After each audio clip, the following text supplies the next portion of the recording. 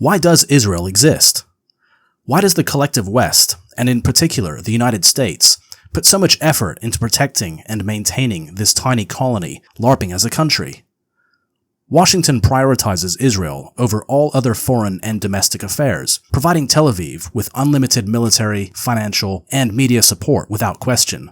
Hundreds of billions of American taxpayer dollars, and possibly more, have gone to Israel since its artificial inception in 1948, not to mention money from Europe and even the Soviet Union. So what is the ultimate purpose of the Zionist occupation of Palestine? In this video, I will attempt to answer this question.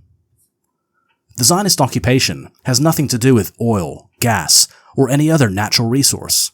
It's not part of some grand strategy to control trade, nor the construction of a new canal bypassing the Suez. Israel is not a forward base of the global American empire. It is not an agent of chaos acting as a proxy, as many people falsely believe. Israel is not an ordinary colonial endeavor, set up for the purpose of extracting resources. Although domination of the region is an objective, there has been limited territorial conquest. The Israeli military is simply not built for the task of occupying large swathes of land, or to confront rival armies in a conventional war, at least not ones that can fight back in any meaningful way. Anything pragmatic about this artificial state is only secondary. The return on investment in monetary terms is extremely bad, with the collective West sinking billions into Israel each year just to prop it up and give it the appearance of a functioning state and nation for nothing in return other than negative PR. Israel is simply a bad investment. The true purpose of the Zionist project hinges on two components: ideology and eschatology. To the naive empiricist, this is not logical, and living in this materialistic era makes this hard to comprehend. The ideology of a Jewish homeland is much easier to understand than the eschatology underpinning Zionism. A nation-state for an ethnic group is not a radical idea, and most would not object to something so ordinary. However, there is nothing ordinary about the so-called State of Israel, which could have been established in any one of several locations that would not have required the ethnic cleansing of the native inhabitants. However, the ideologues insisted on Palestine, as they believe this to be Jewish lands dating back to the ancient world, where the 12 tribes of Jacob are thought to have lived, and whom they claim lineage to. So, if the Jews were to have a homeland, then it should be at a location with historical relevance and significance. If Zionism were to be accepted by the global community, legitimacy would be needed, and thus historical claims would help to achieve this. Then there's the religious affiliation, which states that God promised them this land. However, relying solely on religion would not suffice, as many are atheistic and non-believers. A Jewish nation-state would bring the Jews to the same level as any other ethnicity with nationhood, as this is the pretext to power. For a people to hope for any recognition and to be respected or even feared, the absolute bare minimum is to own enough real estate to be able to demonstrate statehood, i.e. a country. However, this country must have all the functioning institutions, such as a government, a judiciary, law enforcement, an education system, but more importantly, a military that can not only defend its borders, but can also project power. If Jews have their own country, then the world will take them more seriously. The Jews needed to legitimize themselves beyond this so-called ethno-religious group, which appears across many nations, albeit as a minority. They needed a place where they could be the majority, and where they could create their own laws, free from all restraints of the laws of their host nations that would otherwise prevent them from pursuing their agenda. A Zionist state would also act as a safe haven for Jews who refuse to abide by Gentile laws in their host nations, giving them an escape route.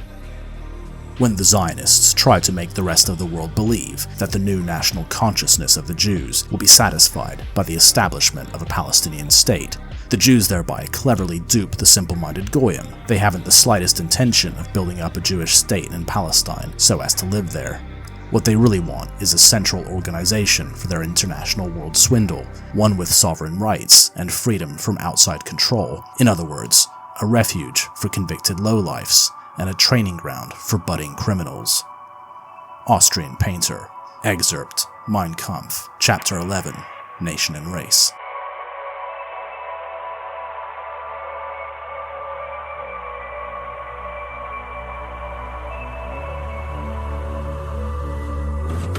Jews are transnational, and Israel acts as a hub that centers them, like a spider's web. Think of a major railway station connecting every other station. All roads lead to Rome, or in this case, Jerusalem. As for eschatology, this is arguably more important, and could even be stated as the ultimate reason for the establishment of Israel, but also the most dangerous. Eschatology is biblical prophecy and purely religious. It's not about predicting the future, although some treat it as such, and become obsessed with trying to read current events as they unfold into biblical text, as if everything happening now in real time has been foretold. Eschatology is easily overlooked, dismissed as nothing but superstition and not to be taken seriously, especially given that the elite classes of the collective West are driven exclusively by unlimited greed and vanity, or so it appears. It would seem odd that these people would hold any kind of transcendental beliefs, but they do, certainly at the higher levels. World conquest and total control of all people on Earth is their final objective, something they have almost achieved, but not quite.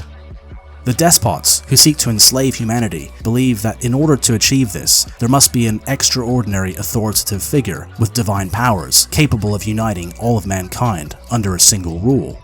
Some call this the Antichrist, but the ruling class want this figure and are looking for ways to accelerate his arrival, so that they may consolidate their power once and for all. The globalist ruling elites are all Jews and Freemasons. Freemasonry is a carbon copy of Judaism and has been a vehicle for recruiting non-Jews into serving world Jewry for over 300 years. Both are Luciferian and are two sides of the same shekel. Both Freemasonry and Judaism are antichrist by definition and in nature. The modern state of Israel is seen as a precondition for their ambitions. Geographically, it is the center of the world, from where the planet can be more effectively controlled and dominated. According to Jewish eschatology, the Mashiach is the figure they are waiting for. He will be the supreme ruler over the entire planet, and all Gentiles, or non-Jews, will either be enslaved or liquidated. The elites believe they will become godlike, with humanity at their mercy serving them, and with transhumanist technology giving them immortality. Therefore, Zionism must be protected. It is extremely important for them that Israel be maintained and expanded. It is where secularism meets religion. The millions of so-called Christian Zionists believe that their Messiah is Jesus Christ, and when he arrives, he will sit on the throne of the third temple, from where he shall rule the entire world for 1,000 years. This is not only false according to Christianity, but it coincides with Judaism, and so these heretics are unwittingly supporting the arrival of this Antichrist Mashiach figure, whom they believe to be Jesus. These heretical Christians are extremely important to Zionism because of their high numbers and political support, especially in the USA. In conclusion, eschatology is not to be underestimated. The average layman atheist may laugh at it and claim it's nothing but a fairy tale, but it doesn't change the fact that those in power absolutely do believe in the reality of the spiritual realm from where they draw power from, and will stop at nothing in their pursuit of attaining divinity.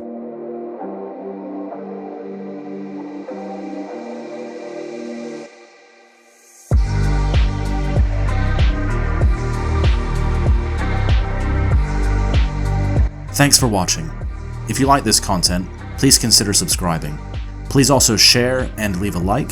It's free and it helps the channel. Also, a big thank you to all of you who have very kindly donated. I very much appreciate your generosity, as this channel is demonetized. For one-off donations, it's easy. I accept PayPal and Buy Me a Coffee, or even crypto. Links are in the description. Until next time.